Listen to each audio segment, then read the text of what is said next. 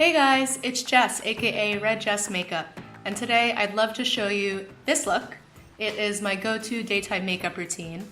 It's definitely not a no makeup, but I do try to keep it pretty fresh and natural and glowy looking. So if you'd like to see how I went from this to this, then keep watching. To start, I'm going to take the NARS Soft Matte Complete Concealer in the color Creme Brulee, and using a Real Techniques Eye Shade and Blend brush, I'm going to buff that over my eyelid. This will take out any of the redness I might have and act as a base for the eyeshadow. Then to set that concealer, I'm going to use the RCMA No Color Powder on a fluffy brush. This will also give me a nice base to blend eyeshadow colors over top of very seamlessly. Now to start giving some depth and shape to my eye, I'm going to go in with a cool brown color from the Smashbox Full Exposure palette, and this color is M2. All the colors in this palette are either M and a number or S and a number, and M just stands for matte and S stands for shimmer. So this is a nice cool brown. It's going to be similar to the contour colors I use. So because it's similar in color, it gives a really nice and natural appearance. So I'm just going in and building up the color to the darkness that I will like it at, and blending it out very well.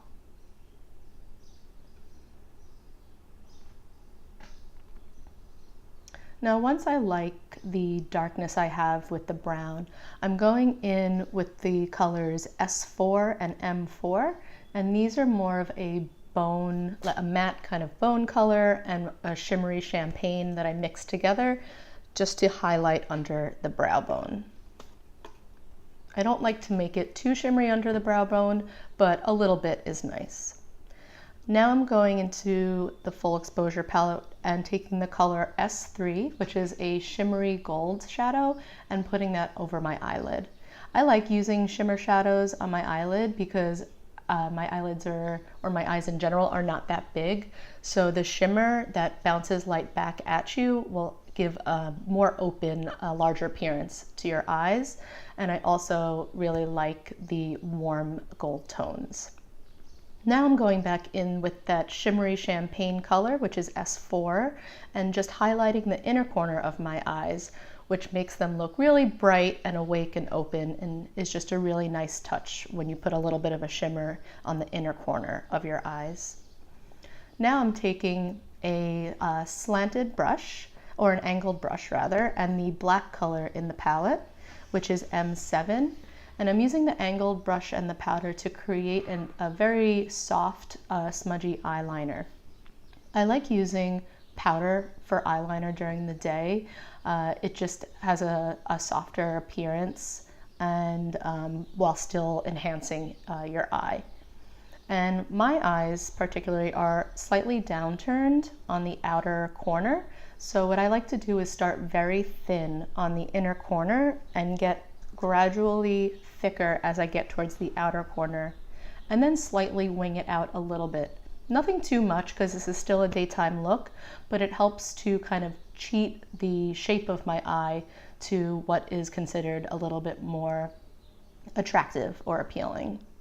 This is also really good for someone who's not comfortable doing eyeliner because it's very easy to fix it up. Now I'm curling my eyelashes, and my eyelashes tend to actually point either straight out or down, and sometimes cross over each other. So that's why I'm using a clean spoolie just to comb through them, make sure they're all going in the same direction, and then I curl them. Now I'm taking a little micellar water by Bioderma on a cotton pad just to clean up under my eyes any fallout I may have gotten. After I cleaned it up, I looked at it again and I thought I need to bump up the color just a little bit, darken it up. So I'm taking this Makeup Forever eyeshadow color. It's a warm kind of reddish brown. I don't think that they have this anymore. I know they changed their formulation a while back, and this is the old formulation. So I don't know what the color is, but you can use any kind of reddish brown for this. And then I'm just going in and cleaning everything up one more time with the micellar water. Now that I'm happy with my eyeshadow, I'm going to start on the skin, and I'm starting with the Skindinavia Spray Primer. This is the bridal formulation. And then I'm going in with one of my favorite foundations. It's the NARS Radiant Longwear Foundation, and my color is Mont Blanc. And I'm using a Real Techniques Expert Face Brush to put it all over my face and start to blend it a bit, but then I always like to go in with a beauty blender and blend it further to get the most flawless finish that you can get. Just putting it everywhere I need it, focusing where I need the most coverage, and then blending it out towards the perimeter of my face.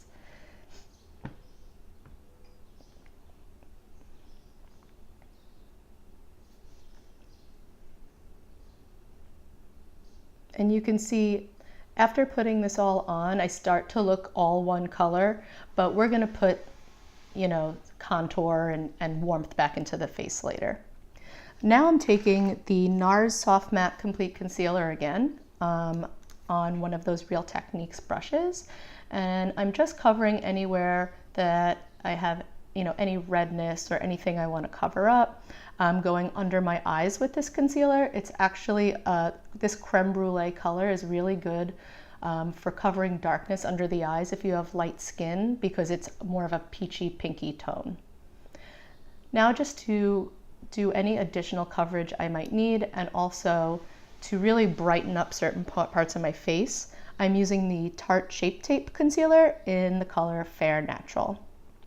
And I like to put it in the center of my forehead, down my nose, on my chin, and a little on my cheekbones, just to make them highlighted and pop forward a bit more.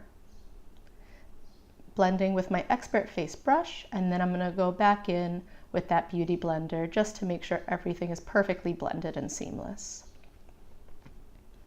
Now I'm taking a little bit more of that RCMA No Color powder just to set certain places. So first I tap out underneath my eyes, make sure there's no creasing before I powder it, and then also apply it a little bit to my T-zone. So now that I look like a big white circle, I need to go back and put a little bit of depth and color back into my face.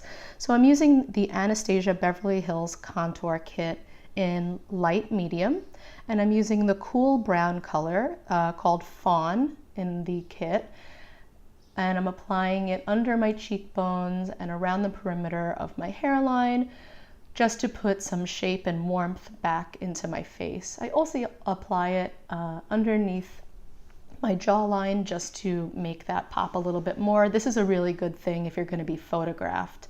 It helps to really define your jawline. Now I'm going to go in with the light yellow color called Banana. I'm putting it on my cheekbones again to highlight and make them pop forward a bit more. I'm also using it to clean up any contour that had gone a little too low, and again putting it on top of where I concealed and highlighted just to bump it up. Now the final color I'm going to use in this palette is Sand, and this is more of a shimmery champagne color. I like to apply it on top of my cheekbones, down my nose, and on the top of my lip, just to give a nice glow to the face. Moving on to blush, I'm using the Kiko Cosmetics Velvet Touch Cream Blush in 05, and I'm using a big soft angled brush to kind of push it into the cheek.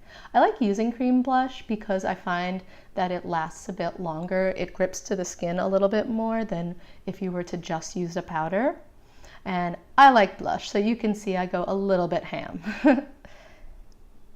Blush always is the thing that tends to fade the fastest though, so it's okay to go a little heavier. It will fade over time. Now I'm moving on to my eyebrows, and brows are probably the thing that takes me the longest. You don't want to go in with a very heavy pressure and just draw in a shape, because then they're going to look very overdone and just I like it when brows look very natural. So I like to use a really light hand and strokes that mimic actual hairs. So it takes a little bit of time also to get the shapes matching each other. Everyone's eyebrows are a little bit different. No one has the exact same eyebrows. So it takes a bit of time to get the shape you like and then match it on the other side. And then as I'm finishing my brows, one product I've mentioned a couple of times in this video is the RCMA No Color Powder.